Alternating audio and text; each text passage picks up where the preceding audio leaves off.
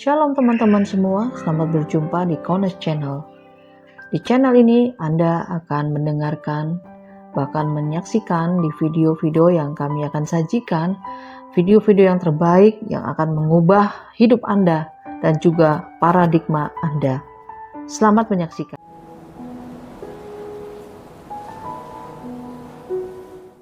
Tapi sebelumnya, seperti biasa, kita harus dapat memahami di dalam sudut pandang yang benar, supaya kita dapat memperoleh kekayaan yang luar biasa, ya, mengenai pembahasan hari ini.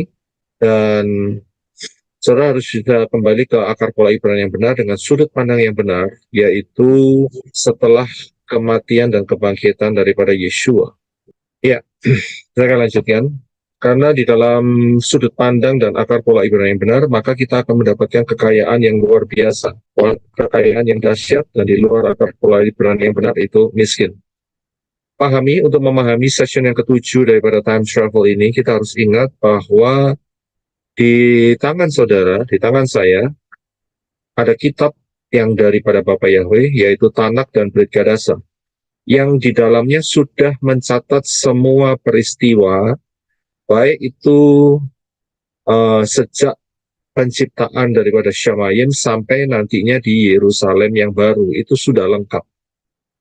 Ya, tapi Bapak Yahweh punya cara untuk menyampaikannya melalui misalnya profesi, nubuat, melalui peristiwa, ya, kode-kodenya ada di sana. Nah, kita harus menemukan kode-kode itu supaya kita dapat membuka rahasia ini dan menempatkan di posisi yang benar ayat-ayat itu, ya. Sebenarnya sudah lengkap sekali, jadi kita sangat diberkati sekali dengan karya Bapak Yahweh, ya, dengan adanya kita di tahun 2024, dan kita diberi kelengkapan yang luar biasa. Ini dahsyat sekali. Time travel atau melintasi waktu, pengajaran ini akan melengkapi saudara, ya, saudara semua, untuk menggali Dafar Elohim dan memahami case by case, ya, kasus per kasus yang akan kita pelajari di dalamnya. Dan kita akan membongkar roh-roh jahat jenis apa yang bersembunyi, yang menguasai manusia, supaya saudara dan saya sebagai manusia-manusia Elohim berkemenangan sampai masuk di dalam rapture, sampai kita terangkat di dalam masa pengangkatan rapture yang sudah tidak lama lagi. Ya, jadi kita tidak ditipu, tidak dikelabuhi oleh roh jahat, juga ajaran-ajaran palsu. Ya, kita harus paham betul akan hal ini. Dan jangan lupa bahwa misi kitab suci adalah penyelamatan manusia yang jatuh dalam dosa. Seperti yang tertulis dalam 2 Timotius 3 ayat 16-17, semua firman yang diilhamkan Elohim itu berguna untuk mengajar, memberi teguran, memperbaiki kesalahan, mendidik dalam kebenaran, supaya apa? Supaya manusia Elohim menjadi sempurna, ya, diperlengkapi untuk melakukan setiap perbuatan baik. Kata sempurna ini maksudnya adalah sesuai dengan planning dan rencana penyelamatan Bapak Yahweh. Ya, jadi misi utama kitab suci adalah di sini, untuk mengubah hidup saudara dan saya, mengajar, memberi teguran, memperbaiki kesalahan, dan mendidik kita. Ya, luar biasa. Hari ini kita akan melihat dari fase kejatuhan, masih di dalam fase kejatuhan, yaitu bagian nomor 2, karena saya bagi menjadi 7 fase untuk navigasi Daftar Elohim 1-7. Sudah bisa lihat kita berada di fase yang kedua, jadi kita dapat memahami, ya. Tetapi saya akan berikan, karena ini kita menjelajah waktu, ya, jadi kita akan melihat dari sebetulnya fase pertama sampai fase yang ke-7 hari ini, ya. Tetapi intinya kita sekarang ini sedang berada di fase yang kedua. Tapi kita lihat secara garis besarnya, kita dari 1-7 untuk hari ini. Ya, dan kitab Kejadian adalah untuk mengetahui, ya, mengapa kita berada di bumi sekarang ini, dan mengetahui Bapak Yahweh membenahi bumi, mengetahui permulaan peradaban manusia, dan mengetahui asal-usul umat pilihan Bapak Yahweh, yaitu bangsa Israel. Juga saudara pahami bahwa pengarang atau author daripada kitab Kejadian ini adalah Bapak Yahweh sendiri. Dan yang disuruh untuk menulis yaitu adalah Moshe. Jadi Moshe didikte untuk menulis setiap peristiwa demi peristiwa yang ada di dalam kitab Kejadian. Ya, Kita akan masuk di dalam session yang ketujuh mengenai time travel, fase-fase perjalanan makhluk-makhluk surgawi atau Shamayim yang memberontak. Jadi untuk fase ini kita akan melihat secara keseluruhan ya, dari fase pertama sampai fase ketujuh dari navigasi Dafar Elohim ya. Jadi keseluruhan. Bukan cuma hanya di kejadian saja, tapi kita akan melihat secara garis besar, secara global. Nah, untuk dapat mengapa kita dapat memahami topik ini ya? Mengapa kita dapat memahami topik fase-fase perjalanan makhluk-makhluk Samayim atau surgawi yang memberontak? Itu alasannya cuma satu, karena di tangan saudara dan saya sudah diberikan oleh Bapak Yahweh, yaitu Tanak dan Brigadasa yang berisi lengkap sejak dari penciptaan Shamayim sampai nantinya masa di mana Yerusalem dan bumi baru itu ada. Jadi kita dapat memahami dengan baik dan benar, ya. Dan luar biasa kita sudah dituntun dan kita akan melihat hari ini, ya, dari fase-fase perjalanan, ya, makhluk-makhluk Samayim atau surgawi yang memberontak, ya, sehingga kita bisa melihat mulai dari masa penciptaan sampai nanti di lautan api, ya. Fase-fase ini akan kita lihat. Nah, kita harus lihat terlebih dahulu sebelum langkah lebih lanjut, bahwa kita harus tahu apa sajakah makhluk-makhluk surgawi itu. Ya, apa sajakah? Saya sudah pernah jelaskan hal ini. Kalau makhluk-makhluk surgawi itu ya, ada paling tidak ada 3 yang kita bisa ketahui, yaitu serafim, kerubim, dan malaikat-malaikat. Ya, pengajaran ini kalau saudara bisa lihat lebih dalam, saudara tolong bisa lihat di pengajaran Wahyu pasal yang keempat, di session yang keempat, ya, wisata ke Shamayim, yaitu mengenai heavenly creatures. Session yang keempat, saya sudah jelaskan secara detail mengenai makhluk-makhluk Shamayim, heavenly creatures, ya. Secara singkat saya berikan dengan gambar yang kiri atas, yaitu ada serafim, ada cherubim, dan ada malaikat-malaikat. Saya sudah tampilkan ayat-ayatnya, saudara bisa membacanya sendiri. Serafim itu ada di Yesaya 6 ayat 2-3, dan Wahyu 4 ayat 6-9. Kemudian cherubim, salah satunya ya, dengan deskripsi yang cukup baik, yaitu ada di Yeskiel pasal 10. Ya, dan kemudian malaikat-malaikat. Ya, khusus untuk malaikat-malaikat saya beri penambahan sedikit, itu malaikat tidak bersayap. Ya, ingat ya, malaikat tidak bersayap, bentuknya seperti manusia. Ya, kayak saudara dan saya begitu. Ya, jadi inilah makhluk-makhluk Shamayim. Mengapa di dalam pembahasan hari ini saya tidak pakai kata malaikat-malaikat saja? Karena kalau malaikat-malaikat saja itu hanya mencakup satu jenis makhluk Shamayim saja yang saya berikan. Tetapi di dalam pembahasan hari ini itu mencakup yang namanya serafim dan kerubim. Jadi karena itu saya walaupun kalimatnya agak panjang, mau nggak mau saya harus pakai, yaitu menggunakan makhluk-makhluk Shamayim atau makhluk-makhluk sorgawi yang jatuh, ya. Jadi bukan cuma malaikat-malaikat begitu ya, karena yang jatuh ini juga termasuk jenis serafim dan termasuk jenis cherub, ya. Jadi saudara tidak punya kesalahan dalam pola berpikir. Nah, fase yang saya akan berikan kepada saudara mengenai perjalanan daripada makhluk-makhluk Shamayim atau surgawi yang memberontak, ini saya bagi menjadi 6 fase. Ya, saya berikan menjadi 6 fase. Fase yang pertama, ya, itu adalah mulai dari masa penciptaan sampai masa pembenahan bumi. Fase yang kedua adalah fase kejatuhan Adam sampai Noah.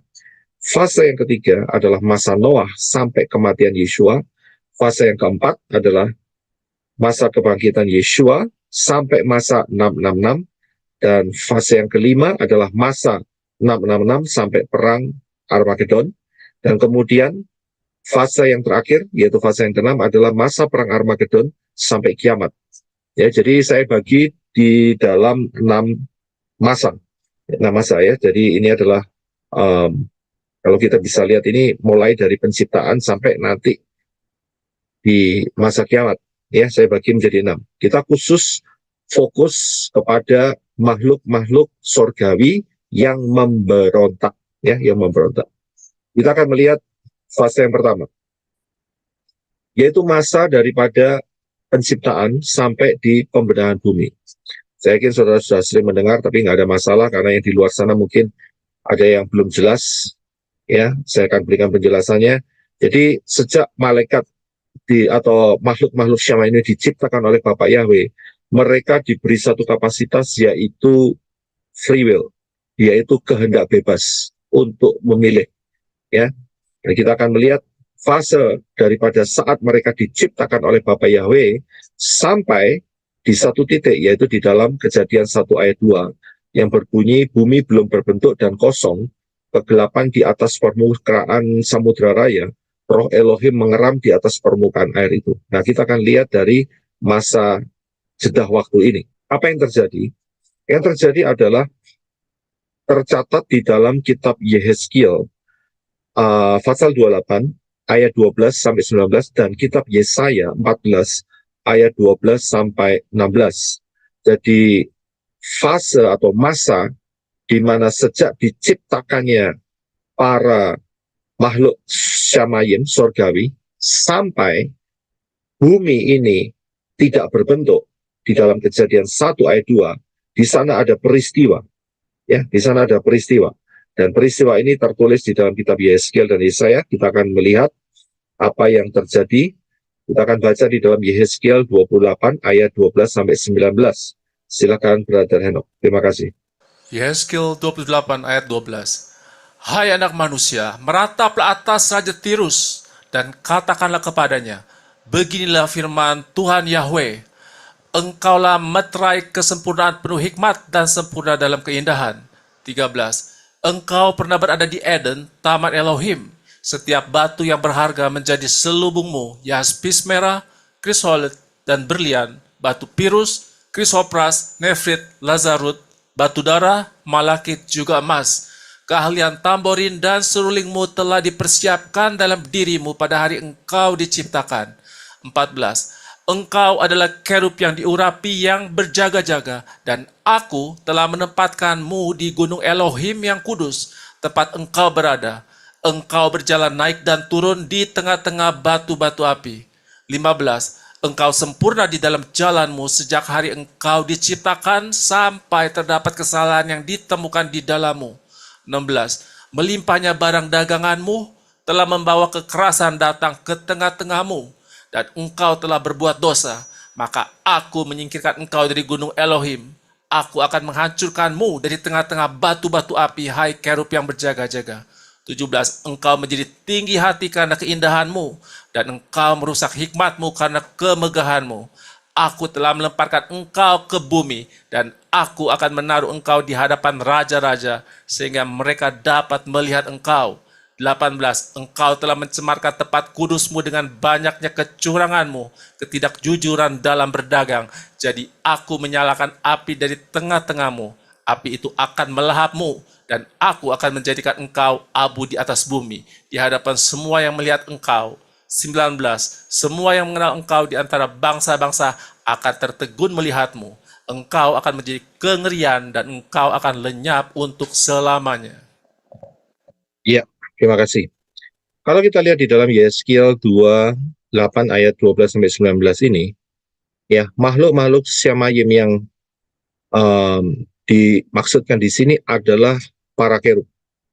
Ya, dikatakan ayat 14, dikatakan engkau adalah kerub yang diurapi, yang berjaga-jaga. Ya, ini kerub. Kemudian kita tahu bahwa kerub itu tugasnya adalah berjaga-jaga. Ya, dia adalah penjaga hadirat Elohim, Elohim Yahweh. Jadi kita sudah pastikan levelnya bukan malaikat, tetapi merupakan kerub. Ya, beberapa waktu yang lalu saya sudah berikan mengenai serafim. Di serafim pun mereka juga ada grup yang memberontak. Terbukti dari mengenai ular tembaga yang dibuat oleh Moshe. Kalau sudah masih ingat, itu bahasa Ibrani-nya adalah seraf. Ya, seraf. Serafim itu banyak. Ya, jadi tipe inilah yang memberontak juga kepada Bapak Yahweh. Dan kemudian kerub ini juga saat penciptaannya dia dilengkapi dengan alat musik, ya, itu ada di ayat yang ke-13, diciptakan dengan alat musik. Karena itu setan sering menggunakan musik sebagai sarana untuk penghancur jiwa. Ya, kita harus paham akan hal itu. Dan inilah yang terdapat di dalam Yehezkiel. Kemudian bagaimana dengan yang ada di kitab Yesaya? Kita akan lihat di dalam kitab Yesaya, yaitu Yesaya 14 ayat 12 sampai 16. Silakan Brother Reno.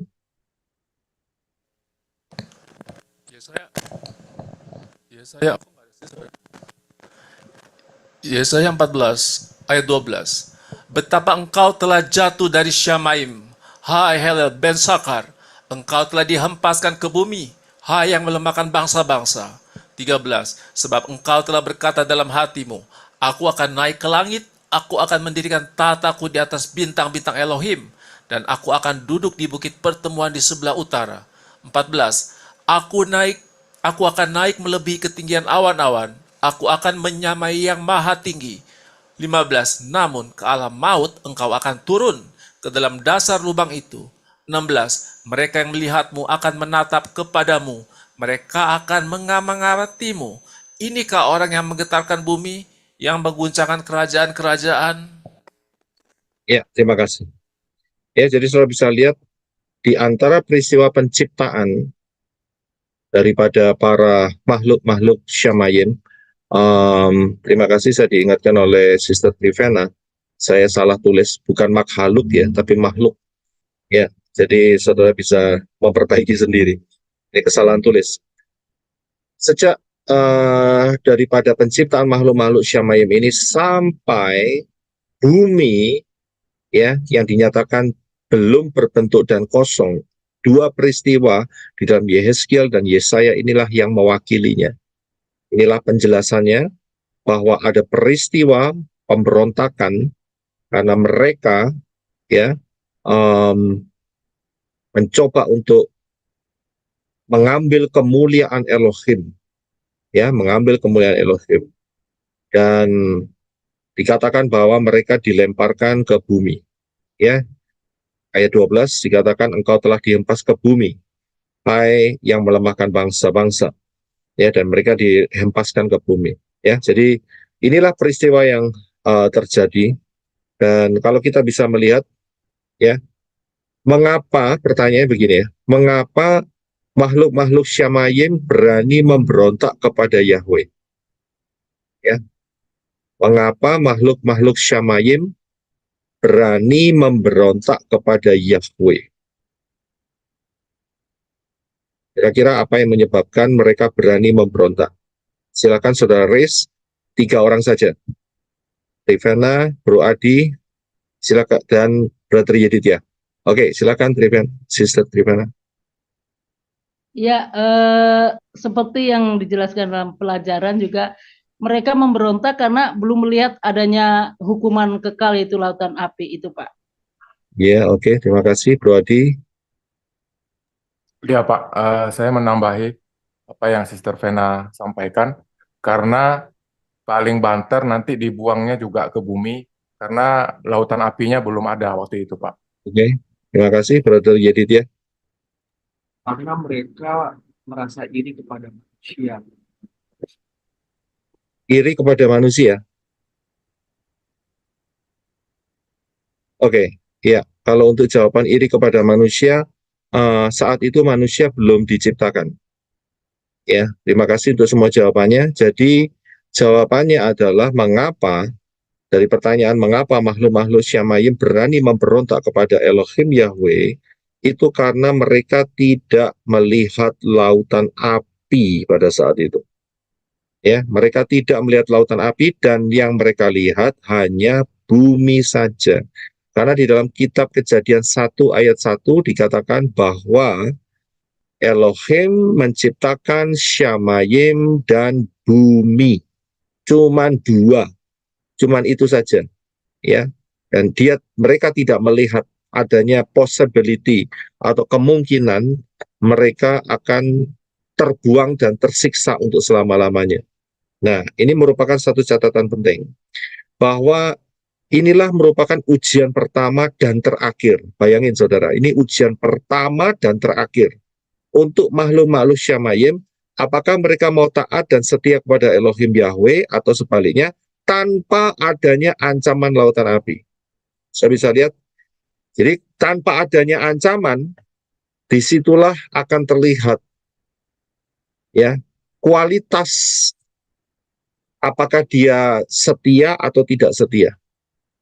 Ya, inilah yang merupakan ujian. Ya, merupakan ujian, dan ujian ini diberikan kepada makhluk-makhluk Syamayim, makhluk-makhluk surga di saat itu.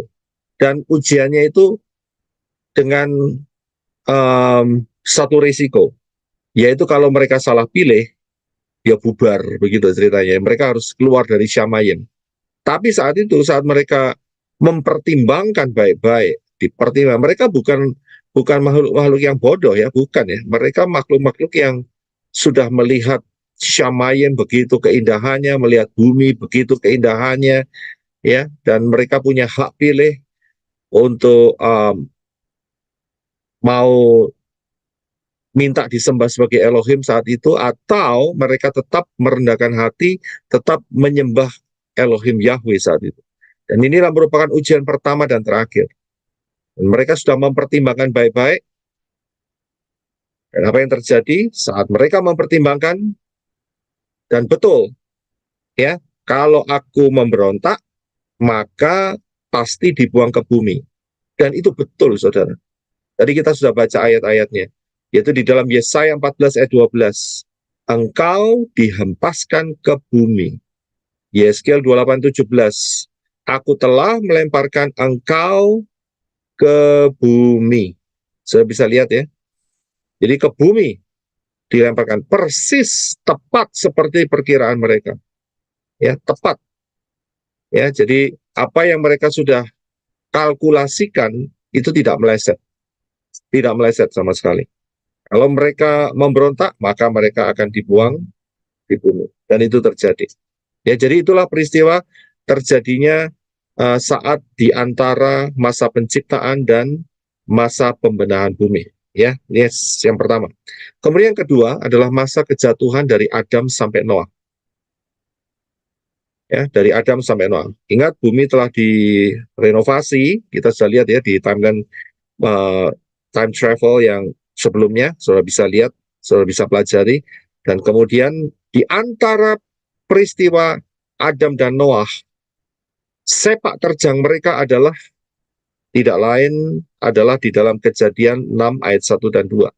Inilah sepak terjang mereka. Silakan Brother Henok untuk bisa baca buat kita. Terima kasih.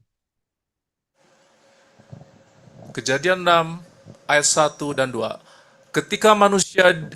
Ketika manusia di muka bumi mulai bertambah banyak dan anak-anak perempuan telah lahir bagi mereka, lalu anak-anak Elohim melihat bahwa anak-anak perempuan manusia itu cantik, maka mereka itu dipilih dan dijadikan istri. Ya, terima kasih. Saya bisa lihat, inilah sepak terjang berikutnya.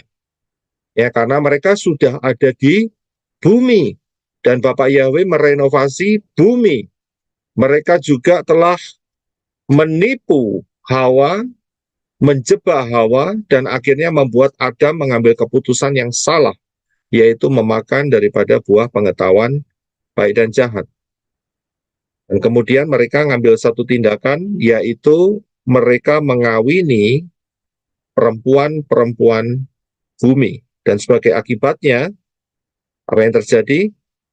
Di dalam Kejadian 6 ayat 4, ini adalah hasil daripada Kejadian 6 ayat 1 dan 2. Silakan Brother Renok. Kejadian 6 ayat 4. Pada hari-hari itu, para raksasa atau Nephilim telah ada di bumi, bahkan juga sesudahnya ketika anak-anak Elohim menghampiri anak-anak perempuan manusia, dan mereka telah melahirkan baginya. Mereka adalah orang-orang perkasa yang ada sejak lama, orang-orang yang ternama. Ya, terima kasih. Saya bisa melihat ya. Jadi ini adalah hasil daripada perkawinan di mana malaikat-malaikat atau makhluk-makhluk Syamayim yang jatuh itu mereka masuk dan menjadi manusia dengan tubuh fisik dan kemudian menghamili perempuan-perempuan dan hasilnya adalah raksasa-raksasa dihasilkan. Ya, saya bisa melihat ayat-ayatnya saya berikan, yaitu di dalam, kalau di dalam gambar yang raksasa besar itu ya, mulai dari yang paling kecil manusia sebelah kiri, yang paling tinggi adalah 36 feet. 36 feet itu berarti 6 kali tinggi manusia, kayak pohon cemara begitu kira-kira, seperti itu ya. Itu ada di dalam Numbers itu bilangan 13 ayat 33, dan juga ada di dalam Amos 2 ayat 9. Ya, saudara bisa lihat sendiri, saudara bisa baca sendiri. Di situ dijelaskan bahwa ada raksasa-raksasa, ada Nephilim, ya.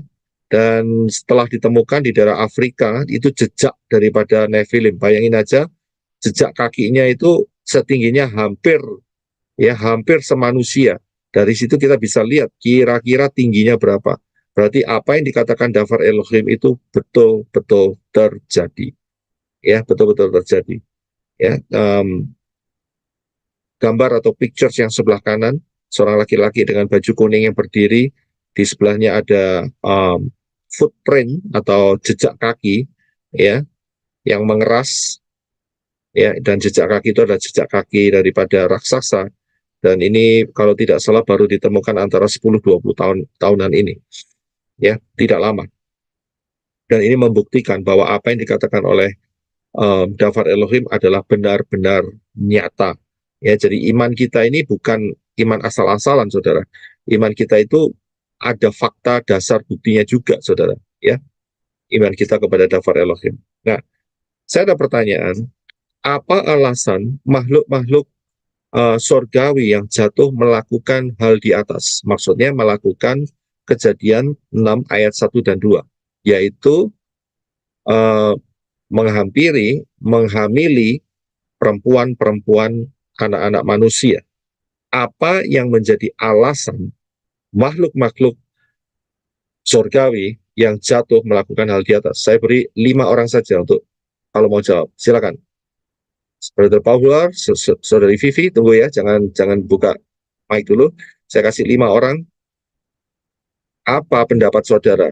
Mengapa Brother Arizona, Pak Herwin, satu lagi? Gak ada? Oke, kalau gitu silakan Pak Brother Paul. Apa alasannya? Merusak dan mencemari DNA Bapak Yahweh yang ada dalam manusia. Merusak dan mencemari. Memang merusak dan mencemari. Tapi apa alasannya mereka melakukan seperti itu? Alasan dasarnya. Ya, nggak apa-apa. Saya tampung dulu jawabannya. Terima kasih. Sister Vivi? Ya, hampir sama dengan Brother Paul. DNA-nya dirusak sehingga gambar dan rupa Elohim itu rusak, Pak. Iya, oke. Hampir sama. Ya, 3 lagi. Arizona, Herwin, dan Bro Adi. Arizona, silakan. Kalau saya mungkin jawabannya untuk si Satan ini udah merencanakan untuk mencegah kelahiran Yeshua Mashiach sebagai nanti yang terjadi di kemudian hari. Oke, kita tampung dulu. Mohon maaf, ini ada yang buka whiteboard, bisa dimatikan. Saya nggak tahu siapa yang buka whiteboard. Ya, terima kasih. Pak Erwin, silakan Pak Erwin. Apa alasan makhluk-makhluk Yamayim ini yang jatuh ini melakukan hal di atas? Ya, saya dari penjelasan ini jadi berpikir ya Pak, ini malaikat-malaikat ini ternyata setelah di bumi dia bisa punya tubuh, dia bisa punya nafsu, sehingga melakukan mencari kesenangan sendiri begitu Pak. Ingin mencari kesenangan gitu Pak. Jadi kesenangan jadi. Oke. Ya, kita tampung kalau begitu. Ya, jawabannya. Yang satu karena genetika, yang satu karena ingin kesenangan diri sendiri, entertainment. Ya, tadi Arizona, Brother Enoch jawabnya apa tadi? Mengenai apa? Tadi saya bilang si Satan udah punya rencana untuk rencana Bapak Yahweh digagalkan, dibatalkan untuk adanya nanti kelahiran Yesua Mesih menjadi Sang Juru Selamat untuk dunia. Oh ya, oke, ya. Ya, terima kasih. Terakhir, Bro Adi, silakan. Eh, Malaikat yang memberontak ini melakukan pemberontakan yang selanjutnya dan mau menyakiti hati Bapak Yahweh karena Bapak Yahweh itu sangat mengasihi manusia, Pak. Jadi dia mencemari manusia. Jadi mencemari manusia. Ya, kita akan melihat, ya terima kasih, saya tampung dulu semua, nanti saudara perhatikan jawaban saudara masing-masing dari penjelasan saya ya. Ya, ini ada yang tulis karena dendam. Ya, Sister Trivana. Ya, apa alasan makhluk-makhluk Syamayim, sorgawi yang jatuh melakukan hal di atas? Yaitu mereka mengubah diri, ya, mengubah diri menjadi seperti manusia, dan kemudian mampu menghamili manusia-manusia saat itu, perempuan-perempuan itu, ya, dan dihasilkannya lah satu jenis, ya, satu jenis makhluk yang mirip seperti manusia, akan tetapi lebih super, begitu, ya. Dikatakan kalau kita lihat di ayat yang tadi, dikatakan bahwa bagi mereka melahirkan orang-orang perkasa. Nah ini dia, orang-orang perkasa, orang-orang ternama. Ini bukan ternama maksudnya terkenal, tidak saudara. Maksudnya adalah super human. Dalam arti secara fisik mereka itu lebih dari rata-rata manusia, jauh melebihi rata-rata manusia saat itu. Ya, itu yang maksudnya orang-orang perkasa dan orang-orang ternama. Nah, kita akan lihat apa yang menjadi alasan daripada makhluk-makhluk ini melakukan hal itu. Alasannya adalah karena Kejadian 3 ayat 15. Silakan Brother Enoch untuk baca. Inilah alasannya. Kejadian 3 ayat 15. Aku akan mengadakan permusuhan antara engkau dengan wanita ini, antara keturunanmu dengan keturunannya. Ia akan meremukkan kepalamu dan engkau akan meremukkan tumitnya. Ya, jadi inilah alasannya karena Bapak Yahweh telah membuat suatu firman, mengeluarkan satu firman saat peristiwa di mana pengadilan mengadili si Nakas, Hawa, dan Adam saat itu di Taman Eden di mana di Yerusalem, ya. Dan Bapak Yahweh mengucapkan kalimat ini, aku akan mengadakan permusuhan antara engkau dan wanita ini, antara keturunanmu dengan keturunannya. Ia akan meremukkan kepalamu dan engkau akan meremukkan tumitnya. Kita bisa lihat ya. Jadi inilah yang menjadi alasan di mana Kejadian 6 ayat 1 dan 2 itu mereka melakukan satu manuver saat itu. Nah, saya ada pertanyaan. Di titik posisi Kejadian 3:15 yang telah kita baca di atas, itu ayatnya saya cantum di atas, yaitu saat Bapak Yahweh mengatakan kepada Nakas, ia akan meremukkan kepalamu dan engkau akan meremukkan tumitnya. Apakah Satan tahu bahwa satu hari akan ada peristiwa Sukot dan Pesah? Sukot di mana Yesua dilahirkan, Pesah di mana Yesua disalibkan. Jawabannya adalah, silakan Brother Yedidya. Apakah setan tahu? Tahu Pak, kan dari Kejadian 1 aja udah dijelaskan kan, yang F itu Pak, tahu. Oke, kita tampung. Terima kasih Sister Elizabeth. Ada yang mau menjawab? Karena jawabannya 50-50. 50% ya tahu, 50% tidak tahu. Sister Trivena. Iya, tentu tidak tahu. Seperti waktu Bapak Yahweh membuang dia ke bumi, kan dia nggak tahu kalau ada lautan api, gitu. Iya, oke. Iya, terima kasih. Kita kembali ya ke screen ya. Ya, jadi pada saat mereka mendapat berita bahwa ia akan meremukkan kepalamu dan engkau akan meremukkan tumitnya, mereka itu sebetulnya tidak tahu secara apa yang bakal terjadi ke depannya. Karena itu mereka berusaha supaya apa yang dikatakan Bapak Yahweh itu tidak terjadi. Caranya bagaimana? Caranya yaitu mereka mengubah diri menjadi manusia dan menghamili anak-anak perempuan manusia saat itu, dan di genetika mereka itu harus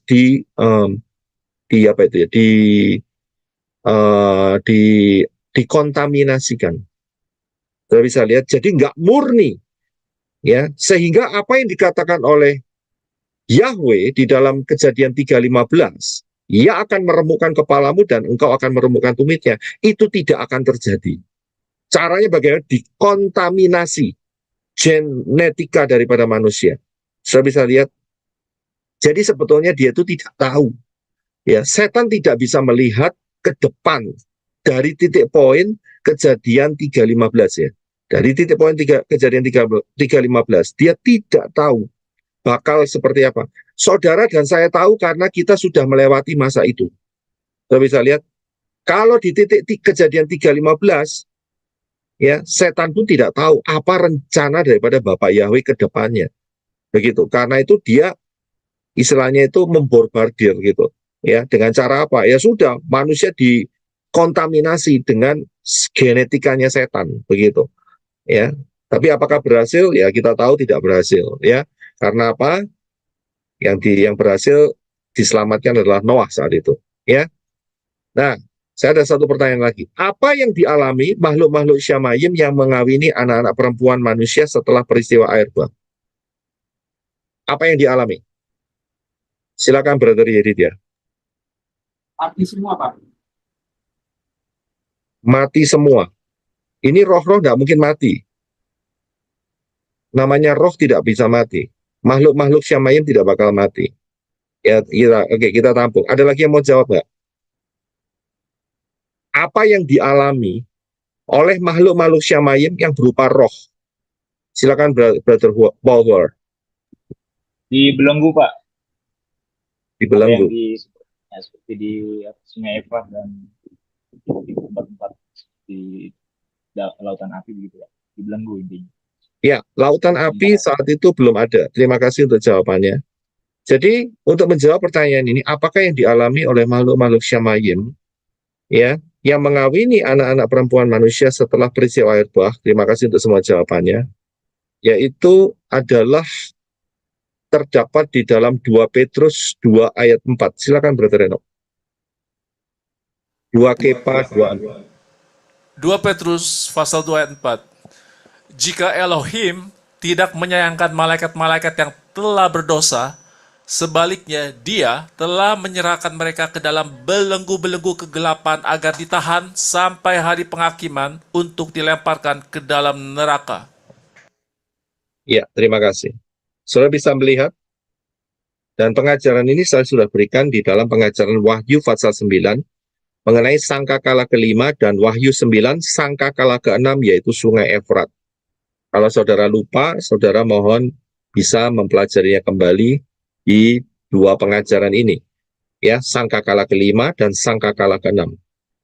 Dan saudara bisa lihat mereka dibelenggu. Berarti sampai sekarang mereka ada tidak?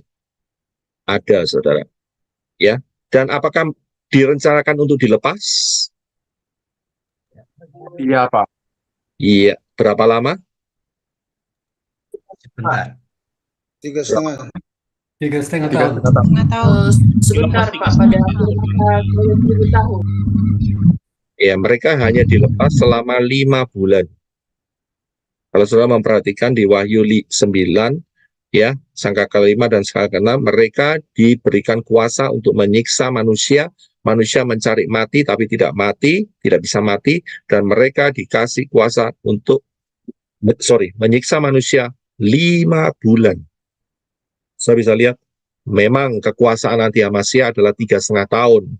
Tetapi dalam 3,5 tahun itu ada fase 5 bulan. Nah ini dia, saudara harus paham di situ.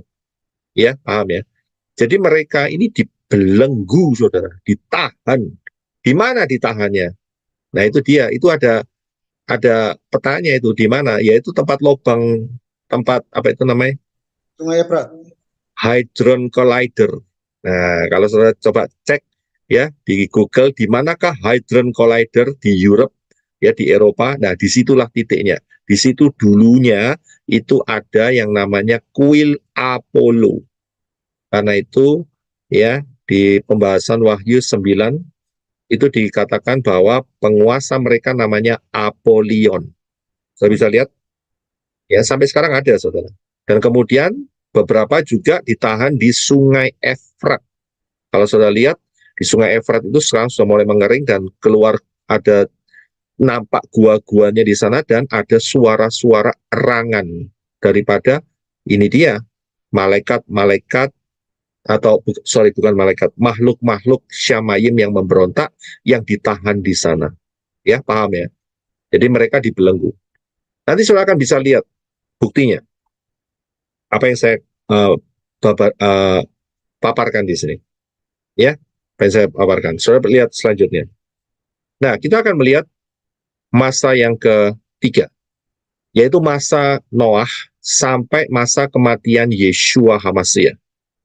Ya, dari masa Noah, ingat ya, Noah keluar dari bahtera, kemudian sampai masa Yeshua HaMashiach. Ya, apa yang terjadi di dalam peristiwa ini? Ada banyak hal yang terjadi. Ya, ada banyak yang terjadi. Yang pertama adalah mulainya adanya patroli. Ya, patroli daripada malaikat-malaikat. Saya tidak cantumkan ayatnya di sini. Minta tolong Brother Henok buka di dalam Kejadian 32 ayat 2. Peristiwa Mahanaim. Kejadian 32 ayat 2. Silakan.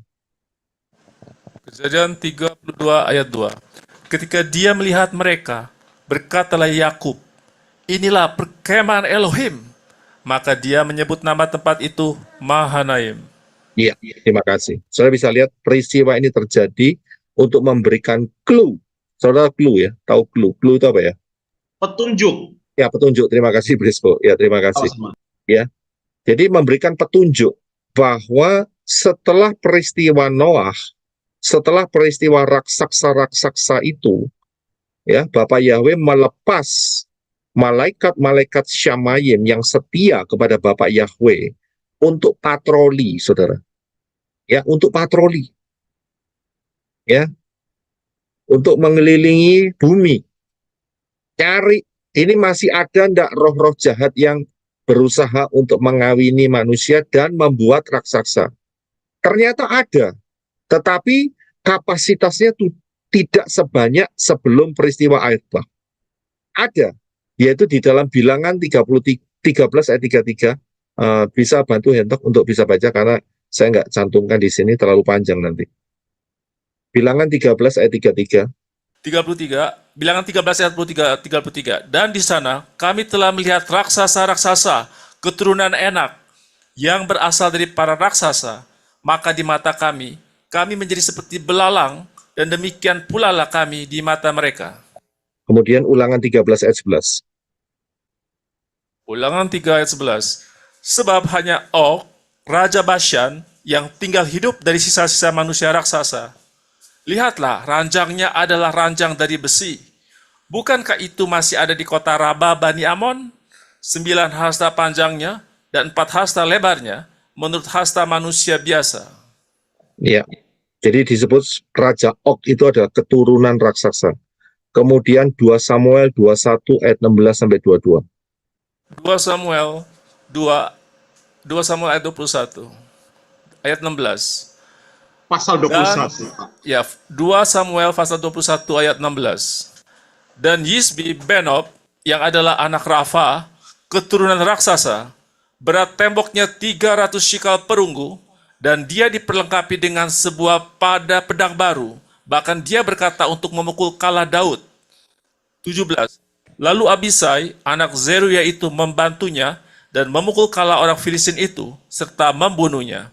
Dan orang-orang Daud bersumpah kepadanya dengan berkata, engkau tidak akan lagi pergi bersama dengan kami untuk berperang, supaya engkau tidak memadamkan pelita Israel. 9:18. Dan sesudah itu terjadilah perang lagi melawan orang Filistin di Gob, daerah Filistin. Dan Shibekai, orang Husa, memukul kalah Saf, yang ada di antara keturunan raksasa. 19. Dan kembali pertempuran terjadi lagi di Gob melawan orang-orang Filistin, dan Elhana, anak Yare Oregim, orang Bethlehem itu menewaskan Goliat, orang Gad itu yang pegang tombaknya seperti pesa tukang tenun. 20. Dan perang terjadi lagi di Gad, dan di sana ada seorang yang tinggi perawakannya, yang jari-jari tangannya ada 6, dan jari-jari kakinya ada 6. Jadi berjumlah 24, dan dia pun termasuk keturunan raksasa. 21. Dan dia mengutuki Israel, dan Yonatan anak Simea, saudara Daud, memukulnya kalah. 22. Keempat orang ini termasuk keturunan raksasa di Gad, dan mereka kalah di tangan Daud dan di tangan hamba-hambanya. Ya, terima kasih. So bisa lihat ya, bahwa setelah peristiwa Noah itu masih ada sisa-sisa. Nah, inilah yang dibereskan oleh malaikat-malaikat yang berpatroli tadi, yaitu yang ada di dalam Kejadian 32 ayat 2 yang dilihat oleh Yakub, yaitu peristiwa Mahanaim. Ini membersihkan sisa-sisa daripada kejadian peristiwa di dalam kitab Kejadian pasal 6 ayat 1 dan 2. Itu dibereskan.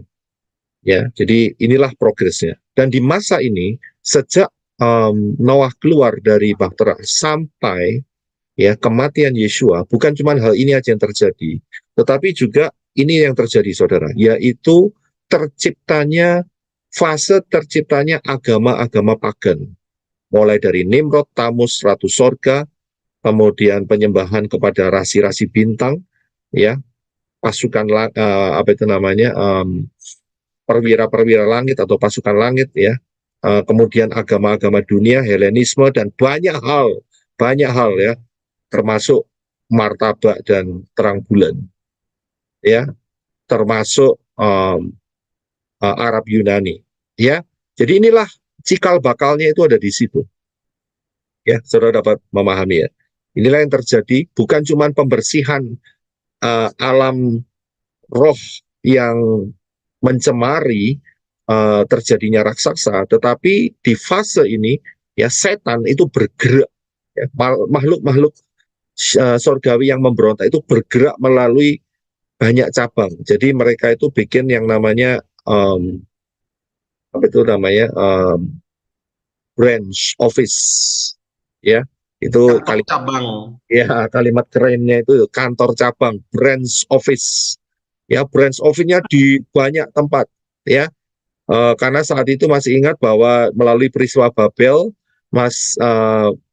masyarakat atau kumpulan manusia saat itu terpencar-pencar. Jadi setan punya banyak branch office, tapi intinya cuma satu, saudara. Ya mereka-mereka itu aja, saudara. Ya, hanya satu. Ya, ujung-ujungnya malaikat makhluk-makhluk Syamayim yang memberontak itu. Tapi branch-nya banyak, branch office-nya banyak sekali. Ya, jadi saudara paham ya. Inilah fase permulaan terciptanya agama-agama pagan dan terus berkembang berdasarkan budaya, tradisi, dan menjangkau seluruh dunia, ya, karena peristiwa Babel yang memencarkan penduduk umat manusia saat itu. Ya, termasuk ya, setan berusaha menghantam Israel. Ya, karena di fase daripada Noah keluar dari Bahtera sampai Yeshua itu adalah fase pembentukan penyelamatan Bapa Yahweh melalui bangsa Israel. Itu pun dihantam sama setan juga. Ya. Ya, dengan melalui peristiwa apa? Peristiwa di mana Israel diperbudak oleh Mesir, Misraim selama 400 tahun lebih, ya. Disitulah kemudian juga Israel masuk dalam penyembahan dewa-dewa pagan. Nah, seperti yang saya berikan sebelum klip ini, ya, bahwa terjadinya dewa-dewa pagan, ya, Israel pun terjebak di sana juga, dan akhirnya Israel pun menyembah dewa-dewa pagan, ya, sehingga menyebabkan Israel terbuang di Babel, dan terus saudara tahu ceritanya sampai ke Medo Persia, sampai ke Yunani, sampai ke Romawi, ya. Jadi setan dengan branch-nya yang cukup banyak, ya, dia melakukan gerakan yang international begitu, ya. Bahasa istilahnya itu adalah go public, ya. Saudara ngerti go public ya? Siapa yang tahu go public di sini? Ya, jadi Mulai memperkenalkan diri kepada orang banyak, ya, jadi go menunjukkan public. dirinya. Ya, terima kasih. Jadi go international, ya, go international, go public international. Ini cara setan, ya, dari cara daripada makhluk-makhluk surgawi yang memberontak itu. Ya, bukan cuma satu brand saja pakai raksasa gitu aja, tidak. Tetapi banyak cabangnya itu banyak, ya. Jadi kita bisa lihat. Nah, hal ini sudah saya berikan di dalam pengajaran mengenai agama hybrid dan duo hybrid. Siapa yang belum dengar, saya anjurkan saudara dengar, ya, di pelayanan Menorah Yosef Roy ini mengenai agama hybrid dan agama duo hybrid. Dua pengajaran ini yang akan memberkati saudara, ya. Juga saudara lihat mengenai apa yang terjadi dengan Israel dan Palestina dan kemudian dunia sekarang ini. Kalau saudara tahu akarnya di mana nih? Akarnya di mana? Akarnya di mana peristiwa ini? Di Gaza. Akarnya di Gaza. Oh ya, tidak loh ya. Ambil wilayah, Pak. Ambil wilayah, bukan. Channel Yerusalem. akarnya di mana? Yerusalem ya? Bukan. Yerusalem, bukan. Akarnya spirit Bapak Yahweh dengan spirit si Satan, Pak. Martabak. Loh, iya memang. Akarnya di peristiwa apa? Ya, oke, saya berikan jawabannya langsung. Ini akarnya itu di sini loh, saudara. Masih ingat nggak? Yaitu peristiwa apa? Peristiwa di mana masuknya Hagar. Iya kan? Ismail. Iya kan? Kan sudah dikasih janji bahwa Sarah yang akan menurunkan keturunan dari Abraham. Tapi Sarah saat itu mandul. Dia pakai logika.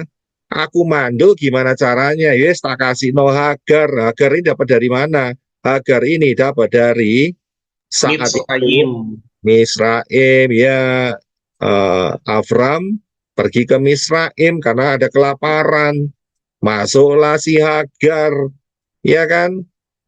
Kalau sudah lihat si martabak itu sama si terang bulan dan bir bintang itu, masa mau mengakui Ishak? Lah enggak toh ya. Yang mengakui, mereka akui siapa? Ya Ismail. Ya Ismail itu anaknya siapa? Ya anaknya si Hagar, iya kan? Ya, inilah akarnya. Setan bekerja nggak? Bekerja ternyata kan, setan melalui peristiwa keluarga ini. Ya, nah nanti kita akan sampai ya di peristiwa ini. Jadi saya nggak bahas terlalu dalam di sini. Tapi kita bisa lihat, jadi setan itu punya ya makhluk-makhluk surgawi yang memberontak, yaitu Satan, itu punya kantor cabang, banyaknya luar biasa, saudara. Ya, banyaknya luar biasa kantor cabangnya itu.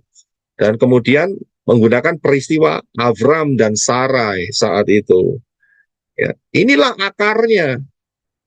Ya, kalau coba ini tidak terjadi kan aman gitu ya. Produk aman. Mungkin ya, mungkin. Tapi ya kita tidak bisa tahu ya. Kita tahu nanti saat kita naik ke Syamayim lewat Amin. Ya, kita kan bisa utik-utik data di atas ya, kalau diizinkan sama Bapak Yahweh. Karena kalau boleh-boleh aja kan kita tanya, ini seandainya nggak terjadi kira-kira bagaimana gitu. Ya kan? Tapi ada tapi emang unik juga sih. Ya, jadi inilah yang menjadi akarnya, saudara. Ya. Jadi yang kalau sudah lihat sekarang demonstran masih lihat nggak? Yang ada di banyak, saudara. Di Indonesia nggak terasa karena di Indonesia pro, ya. Yang di sini terasa, saudara. Di banyak universitas di sini mereka demonstrasi, saudara. Mereka pro kepada merah, hitam, putih, hijau, yaitu dia yang sebelah kiri, ya. Itu mereka ditunggangi roh-roh Satan itu ternyata. Dan ada negara-negara yang sudah mengakui negara merah, hitam, putih. Spanyol, ya. Ireland, sama Norway. Ya, ada 3 sekarang. Mereka sudah memulai. Siapa di balik mereka itu? Ya, makhluk-makhluk Syamayim yang memberontak, saudara. Kalau saudara bisa melihat dengan kacamatanya Bapak Yahweh, saudara bisa lihat. Ini roh apa yang ada di balik mereka? Tidak lain adalah roh Satan. Ya, bisa paham ya. Ini fungsinya kenapa kita diperlengkapi sehingga kita dapat memahami roh-roh apa yang ada di balik peristiwa-peristiwa yang ada di dunia ini. Ya, kalau sudah paham. Nah, kemudian fase yang keempat. Fase yang keempat adalah mulai masa kebangkitan Yeshua ya sampai masa 666. Ya. Dan di sini ada suatu shifting perubahan di mana saat masa Yeshua saja itu sudah ada perubahan, yaitu apa? Yeshua mengusir roh-roh jahat. Ya, kita sudah tahu ya, yang di mana Yeshua mengusir roh jahat yang membuat bisu, kemudian roh jahat yang membuat ayan, roh jahat yang membuat gila, orang gila di Gadara dan Gerasa. Ya, nah di fase yang ke-6 ini, masa kebangkitan Yeshua sampai masa 666, inilah fase kita. Ya, apa yang terjadi? Ya, kita tahu bahwa manifestasi-manifestasi roh-roh jahat yang tidak kelihatan, yang masuk melalui manusia, binatang, dan sebagainya. Dan bagaimana caranya untuk menangani? Yaitu melalui Efesus 12, 6 ayat 12. Mohon maaf. Efesus 6 ayat 12. Silakan Brother Reno. Efesus 6 ayat 12. Sebab perjuangan kita bukanlah melawan darah dan daging, melainkan melawan penguasa-penguasa, melawan otoritas-otoritas, melawan penghulu-penghulu kegelapan di dunia ini, melawan roh-roh jahat di udara. Iya, terima kasih. Saya bisa lihat cara dimensinya sudah berubah. Kalau dulu zamannya Israel, maka Israel menghancurkan saat peristiwa hakim-hakim, Israel menghancurkan bangsa-bangsa yang tidak bersunat, yang goyim, yang menyembah dewa-dewa asing, ya, menghancurkan. Tapi sekarang ya tidak boleh, saudara tidak boleh menghancurkan bangsa-bangsa itu, karena fasenya sudah berubah, saudara. Ya, kita hanya bisa melakukan peperangan di dalam alam supernatural. Ya, dikatakan bahwa perjuangan kita bukan melawan darah dan daging. Jadi sudah berubah. Ya, setannya kita harus usir. Tetap kita punya kuasa di dalam Yeshua HaMashiach melalui darah Yeshua HaMashiach, ya, untuk mengusir kekuatan daripada roh-roh jahat. Ya, dan mereka harus tunduk kepada Yeshua yang ada di dalam saudara dan saya. Ya, ingat, hidup kita ada ruah Yahweh Elohim, rohnya Bapak Yahweh sendiri. Ada roh daripada Yeshua sendiri dalam hidup saudara dan saya. Itulah yang membuat kita berkemenangan. Ya, karena itu perjuangan kita bukan melawan darah dan daging, tetapi melawan apa? Melawan prinsip-prinsip, ya, penghulu-penghulu, melawan apa? Pengajaran-pengajaran palsu, mengalahkan apa? Kegelapan-kegelapan di dunia ini, menghancurkan apa? Karakter-karakter yang disusupi Satan, ya kan? Itu ayatnya sudah berikan di Matius 8 ayat 16, Yeshua mengusir setan-setan. Matius 8 ayat 28 sampai 33, Yeshua mengusir setan dan memindahkannya ke babi. Kemudian Kisah Rasul 16 ayat 16 sampai 18, mungkin bisa dibaca yang ini ya. Silakan Brother Enoch ya. Kisah Rasul 16 ayat 16 sampai 18. Kisah Para Rasul 16 ayat 16. Dan terjadilah ketika kami melanjutkan untuk suatu doa, ada seorang hamba perempuan yang memiliki roh ramal yang membawa keuntungan besar bagi tuan-tuannya menemui kami. 17. Dia ini sambil mengikuti Paulus dan kami berteriak dengan berkata, orang-orang ini adalah hamba-hamba Elohim yang maha tinggi, yang memberitakan kepada kita jalan keselamatan. Iya, terima kasih. Bisa lihat? Ya. 18. Iya, silakan. Dan dia terus melakukan hal itu selama berhari-hari. Dan Paulus karena merasa sangat terganggu, maka sambil berpaling kepada roh itu ia berkata, dalam nama Yeshua HaMashiach, aku memerintahkan engkau keluar daripadanya. Dan dalam sesaat, keluarlah dia daripadanya. Iya, terima kasih. Ya, saya bisa lihat, jadi cara peperangannya beda, saudara. Nggak lagi perempuan itu dipukuli, dilempari batu sampai mati, tidak. Ya, tapi setannya diusir dengan harapan, ya, manusia yang dikuasai setan itu, ya, mereka dapat anugerah, diselamatkan di dalam Yeshua HaMashiach. Ya, karena kekuatan setan yang menguasai.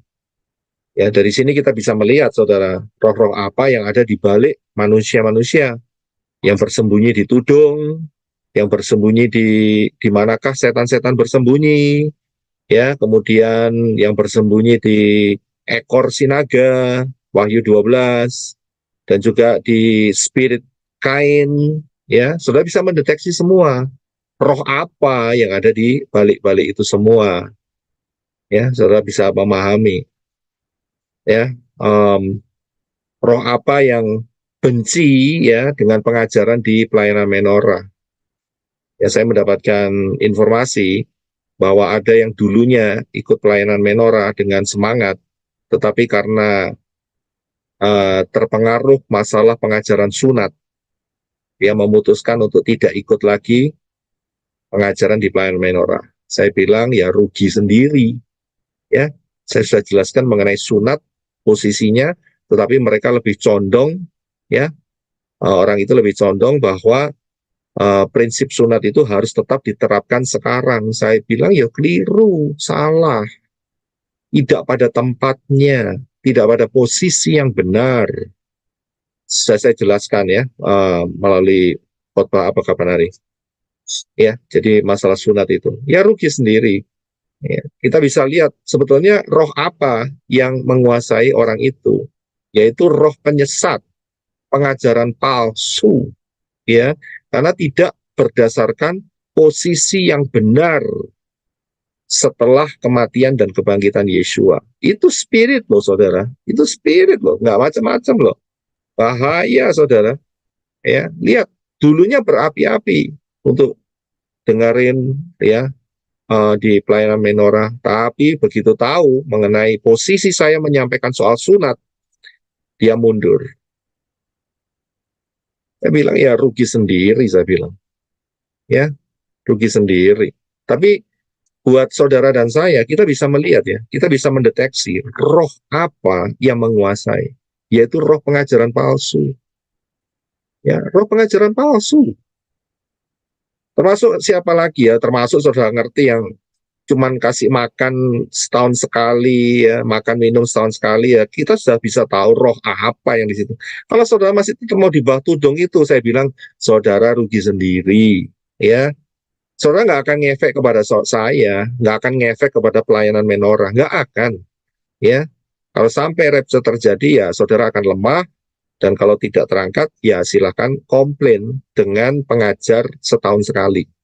Ya, dan kemudian juga yang mengajarkan mengenai speak in tongue, ya, karena saudara lemah, roh saudara tidak dikuatkan, tidak di-edify, dikuatkan, diteguhkan, ya, meremehkan speak in tongue, sampai tidak ke rapture, ya, karena ingat ya, hidup ini adalah proses, ya, sampai tidak ke rapture, ya, saudara silahkan komplain aja sama pengajar-pengajar itu. Ya, saudara tahu sendiri siapa mereka.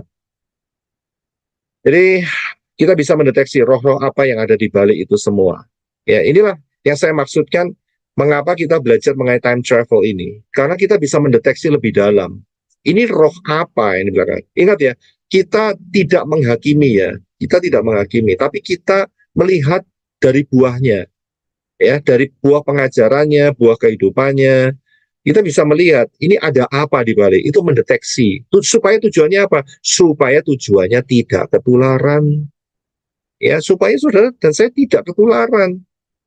Ya, tidak terpengaruh dengan ajaran yang keliru begitu, ya. Dan saudara dipersiapkan, kita semua dipersiapkan terus menjadi mempelai Yeshua HaMashiach, masuk di dalam grup 5 gadis yang bijaksana.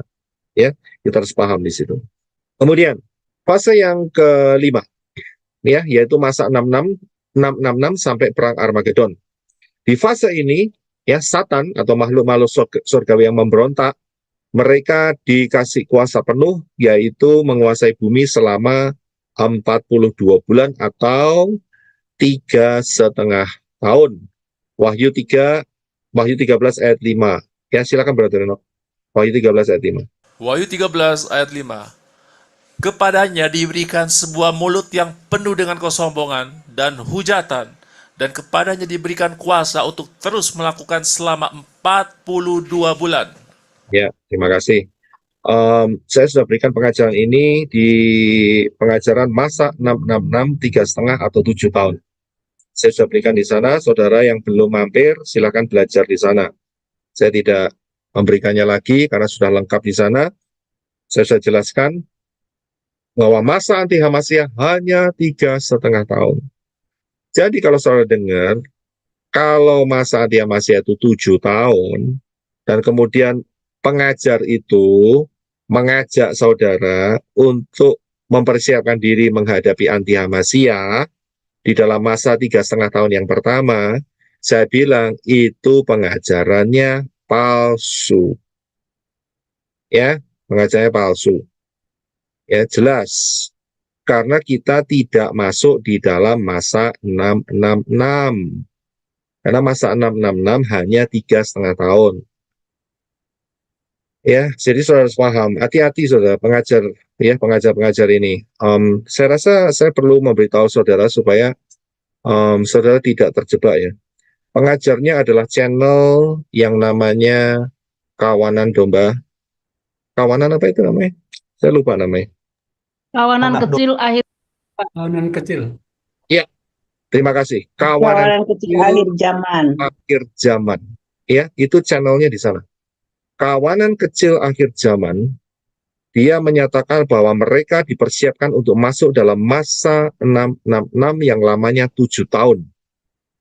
Ya, dan sebelum, menurut mereka, menurut pembicaranya, ya, sebelum chaos yang 3,5 tahun yang kedua, ya, malapetaka yang 3,5 tahun yang kedua itu terjadi rapture di situ, tapi mereka akan menghadapi anti Hamasiyah yang total lamanya 7 tahun. Jelas Dafar Elohim menyatakan tidak demikian. Saya harus nyatakan supaya saudara tidak terjebak. Daripada saya kasih kode, lebih baik saya terang-terangan mulai sekarang. Ini grupnya siapa, saya lebih baik kasih tahu. Jadi grupnya sekali lagi itu adalah grupnya daripada kawanan apa namanya? Kawanan apa? Kawanan kecil akhir zaman. Ya, kawanan kecil akhir zaman. Ya, saudara jangan terjebak di sana. Ya, karena dia menggiring orang untuk dipersiapkan masuk di dalam bertemu ya untuk selfie dengan anti Hamasiyah. Kalau saya tidak mau selfie dengan anti Hamasiyah. Saya mau rapture. Saya juga nggak mau. Ya. Saya akan Yesus. Oh, Pak, mau rapture, Pak. Saya juga nggak mau, Pak. Ya. Ya, jadi kalau dia mau selfie ya, pemimpinnya itu ya silahkan begitu ya. Itu urusannya dia. Tapi saya tidak. Jadi kita paham. Dan kemudian fase yang terakhir, yaitu fase daripada masa perang Armageddon sampai kiamat. Nah, ini ada 2 fase. Yang pertama adalah bagian awalnya, ya, di mana saat perang Armageddon, apa yang terjadi? Satan, yaitu makhluk-makhluk Syamayim yang memberontak, itu dibelenggu selama 1000 tahun. Yaitu di dalam Wahyu 20 ayat 1 dan 2. Silakan Brother Reno. Wahyu 20 ayat 1 dan 2. Dan aku melihat seorang malaikat yang turun dari Syamaim dengan memegang kunci Abisos dan sebuah rantai besar pada tangannya. Dan dia menangkap naga itu, yaitu ular tua yang adalah Satan, dan Satan, dan dia membelenggunya selama 1000 tahun. Ya, terima kasih. Jadi di awal daripada kerajaan 1000 tahun, maka Satan dibelenggu. Ya, belum dibuang ke lautan api, hanya dibelenggu. Ya, di satu tempat di bawah bumi, ya, selama 1000 tahun. Dan seterusnya tempat belenggu itu juga menyiksa dia. Ya, itu yang pertama.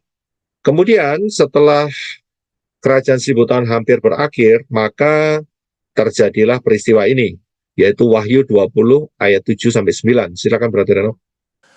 Wahyu 20 ayat 7 sampai 9. Dan bila mana masa 1000 tahun telah digenapi, setan akan dibebaskan dari penjaranya, dan dia akan keluar untuk menyesatkan bangsa-bangsa di keempat penjuru dunia, Gog dan Magog, untuk mengumpulkan mereka ke dalam peperangan yang jumlahnya seperti pasir di laut. Dan naiklah mereka ke atas dataran bumi, dan mereka mengepung perkemahan orang-orang kudus dan kota yang dikasihi itu. Dan turunlah api dari Elohim dari langit dan menghanguskan mereka. Haleluya, terima kasih. Jadi ini adalah di akhir daripada kerajaan 1000 tahun. Saudara sudah tahu kira-kira tahun berapa ini? Akhir kerajaan 1000 tahun? Tahun? 3030 Masehi. Ya, 3030 Masehi. Terima kasih ya, puji Bapak Yahweh. Saudara sudah banyak mengenal. Ya, jadi di akhir daripada kerajaan 1000 tahun, maka setan yang dibelenggu tadi, di awal daripada kerajaan 1000 tahun, mereka dilepas sementara ya untuk menguji umat manusia di ujian terakhir. Sudah dikasih hidup enak selama 1000 tahun dengan luar biasa dan dahsyat, dengan pengertian yang dahsyat, dengan satu vision, satu hidup bisa melihat manusia dalam tubuh kemuliaan, ya, future event. Nah, mereka harus pilih. Mereka pilih tipu daya Satan atau mereka tetap setia kepada Bapak Yahweh dalam Yeshua HaMashiach. Tapi apa yang terjadi? Banyak yang mengikut Satan, ya, banyak yang mengikut Satan. Jadi mereka dibinasakan dengan api. Nah, inilah perjalanan final daripada makhluk-makhluk sorgawi yang memberontak, yaitu Satan. Ya, finalnya di mana? Finalnya adalah di penyiksaan kekal dalam lautan api. Ya, Yeshua sudah menyatakannya di dalam Matius 25:41 akan adanya lautan api yang kekal. Silakan Brother Enoch untuk dibaca. Matius 25:41. Lalu dia akan berkata pula kepada mereka yang di sebelah kiri, "Hai orang-orang yang terkutuk, enyahlah daripadaku ke dalam api yang kekal yang sudah disediakan bagi Satan dan para malaikatnya." Ya, terima kasih. Jadi Yeshua sudah menyatakan saat Yeshua sebelum mati di kayu salib, ya, ada pengumuman surprise buat Satan, buat makhluk-makhluk ya sorgawi yang memberontak. Kepada mereka disediakan api yang kekal, ya, yang akan menyiksa mereka untuk selama-lamanya. Ya, untuk selama-lamanya. Ya, jadi mereka lebih tersiksa lagi. Kalau saudara perhatikan, saudara pernah ingat perkataan Yeshua tentang orang gila Gadara yang dimana setannya saat itu minta kepada Yeshua, mohon supaya dia tidak dilempar di tempat penyiksaan. Masih ingat ya? Dan mereka minta dilempar ke babi-babi. Ya. Nah, kalau saya perhatikan, masa itu pun mereka sudah tahu bahwa belenggu-belenggu yang ada di yang kita baca di Keva tadi ya, itu sudah menyiksa, saudara. Tempat itu sudah menyiksa. Ya, mereka tidak mau dimasukkan ke belenggu-belenggu itu. Ya, yang dimaksudkan daripada legion itu adalah mereka jangan dimasukkan di situ karena apa? Saat mereka dimasukkan nanti nunggu yang namanya perang Armageddon. Ya, nah mereka sudah melihat jangan aku disiksa di sana. Itu sudah menyiksa. Apalagi ya lautan api ini lebih dahsyat lagi, lebih dahsyat lagi. Ya, dan ayat yang terakhir adalah di dalam Wahyu 20 ayat 10. Inilah destiny daripada makhluk-makhluk Syamayim yang memberontak. Ya, silakan Brother Enoch. Wahyu 20 ayat 10. Dan si Satan yang menyesatkan mereka dilemparkan ke dalam lautan api dan belerang, tempat binatang buas dan nabi palsu itu berada. Dan mereka akan disiksa siang dan malam untuk selama-lamanya. Haleluya. Puji Bapak Yahweh.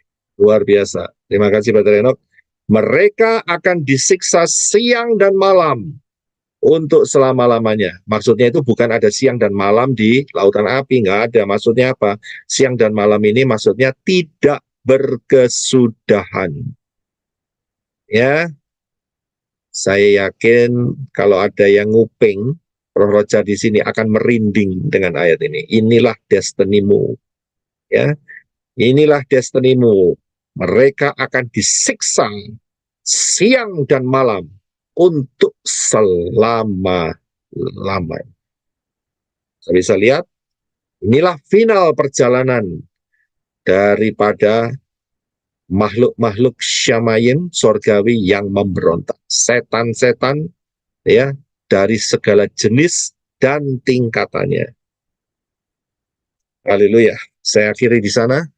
Kalau saudara mau, saudara bisa mempelajari mengenai Noah. Ya, ini adalah pelajaran mengenai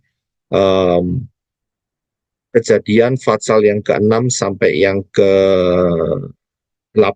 Ya, kejadian 6 sampai 8 itu saya sudah berikan kepada saudara melalui melalui pengajaran di Noah dan 2029. Ya. Ini kejadian 6 sampai kejadian 9. Ya. Jadi sudah saya masukkan di sini, jadi kita nggak bahas lagi. Karena sudah detail di sana, saudara bisa mempelajarinya dan saudara bisa menikmatinya dan bertumbuh di dalam pengenalan Dafar Elohim yang luar biasa. Noah dan 2029.